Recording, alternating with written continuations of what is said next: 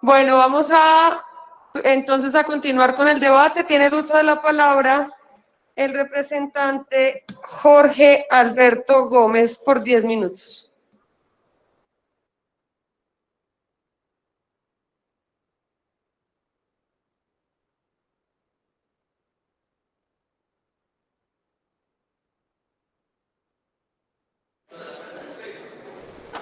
Aló.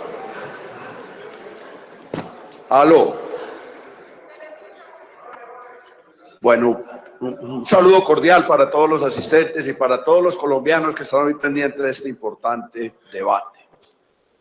Yo debo empezar por deplorar que tengamos que tener hoy contra las cuerdas a una mujer.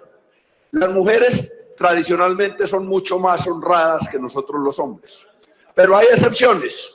Hay también mujeres involucradas en escándalos de corrupción como este que estamos viendo en Colombia, que avergüenza a Colombia ante el mundo, que nos pone nuevamente como el país más corrupto o de los más corruptos del mundo.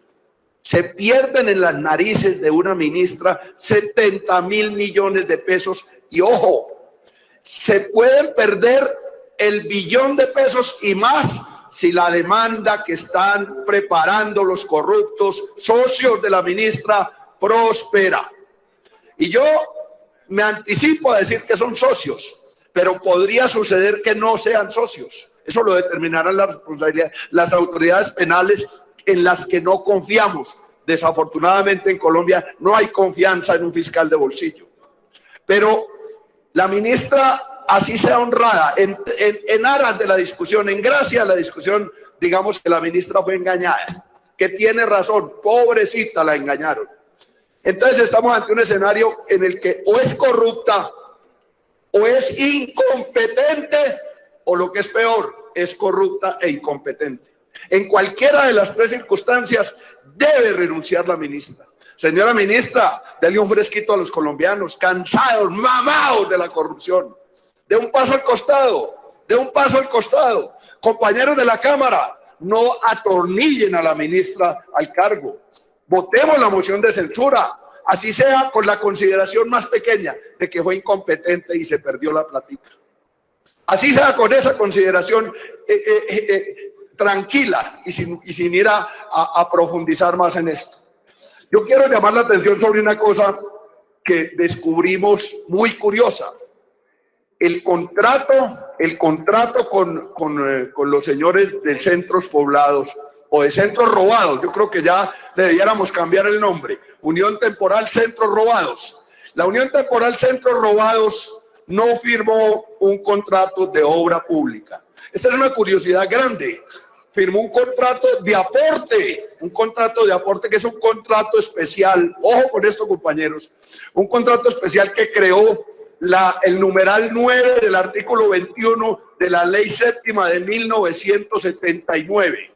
Ojo, este tipo de contratos aparece en la legislación colombiana en 1979 en virtud de una ley que es para las normas de protección de la niñez, para crear el Sistema Nacional de protección familiar y para reorganizar el ICBF.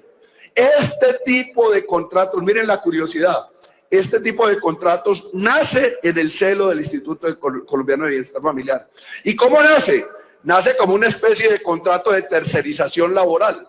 Realmente los contratos de aporte son para que entidades de beneficencia, y claro, Centros Robados es de beneficencia para Emilio Tapia, para Álvaro Cruz y compañía.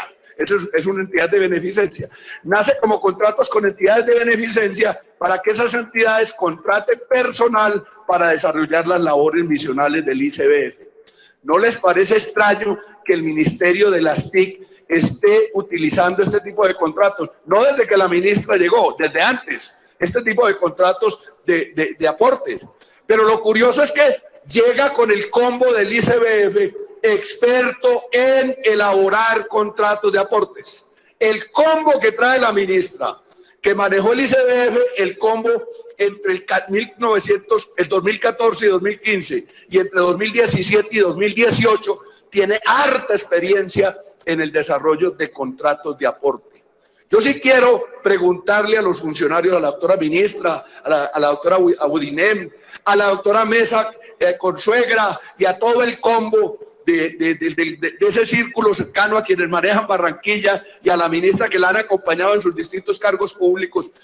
¿Por qué para un contrato de este tamaño, de más de 1 billón de pesos, de 2 millones, porque también el de Comcel es un contrato de aporte, por qué se utiliza este tipo de contratación que nació para fundaciones sin ánimo de lucro y para atender las necesidades de nuestra infancia y adolescencia?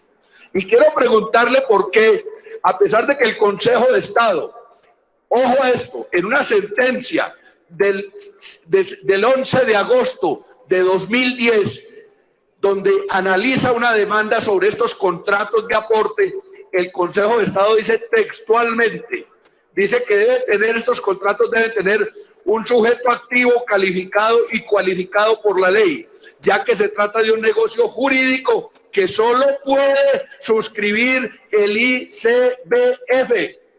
Ojo, el Consejo de Estado dice que este tipo de contratos por su naturaleza, solo los puede suscribir el ICBF. A mí sí me tienen que explicar, si es que no conocían el fallo del Consejo de Estado, la sentencia, que es jurisprudencia del Consejo de Estado, o se hicieron los de la vista gorda.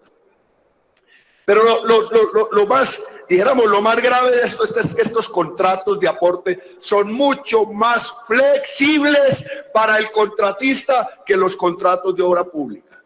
Es más fácil para un contratista modificar especificaciones en un contrato de aportes que en un contrato de obra pública. Esto es importante porque esto fue diseñado, calculado como un mecanismo de relojería para robarse la platica. Todos estos son detalles importantes que los conozcamos, estimados colombianos. Miren otra curiosidad. La ministra no nos ha contado, ministra, que Comcel, el que se ganó la zona A, desde el 20 de mayo de este año solicitó suspender el contrato de la zona A. Y solicitó suspenderlo porque el 31 de mayo tenía que entregar el 21% de la obra a satisfacción y no la entregó. ¿Sabían ustedes que el otro contratista, la gran multinacional de Carlos Slim, está incumpliendo el contrato de la zona A y que está para revisión? Estamos en septiembre y está para revisión de la interventoría las causales por las cuales no entregó la obra que tenía que entregar el 31 de mayo de 2021. Y sin embargo, el 20 de mayo solicitó suspensión de los términos del contrato y el 21 de mayo le entregaron 21.000 millones de pesos adicionales a Comcel. ¿Sabían eso, estimados compañeros, compatriotas que nos están escuchando? No le ha contado eso al país, señora ministra. Pero bueno, voy a partir de la buena fe, que es tan común en el lenguaje del ministerio, la buena fe, que es que el contrato es un contrato muy complejo, que el contrato de llevar internet a nuestras escuelas en los centros poblados y en las zonas remotas es un trabajo muy complejo y que por alguna razón de la complejidad hay que tener cierta flexibilidad en los tiempos y en esas cosas. Pero miren esta curiosidad.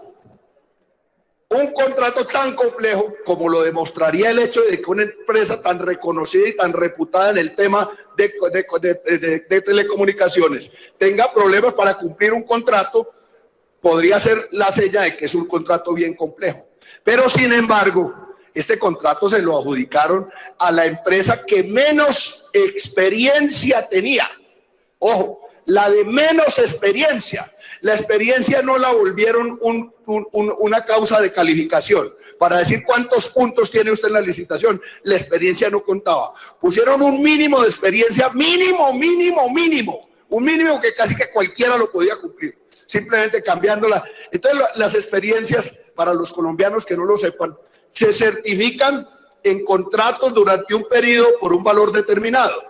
En los últimos 10 años, que fueron los que certificaron para la licitación, el que se la ganó, la unidad temporal Centros Robados, certificó 74.673 salarios mínimos legales vigentes de experiencia, de contratos por 74.673.